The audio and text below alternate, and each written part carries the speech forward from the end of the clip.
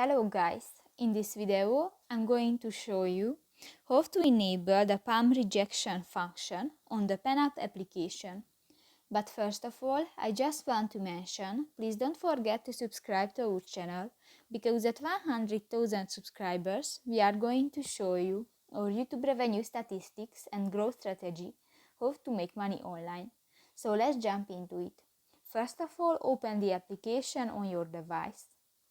Tap to the three lines at the upper left corner of the screen and go to the drawing section.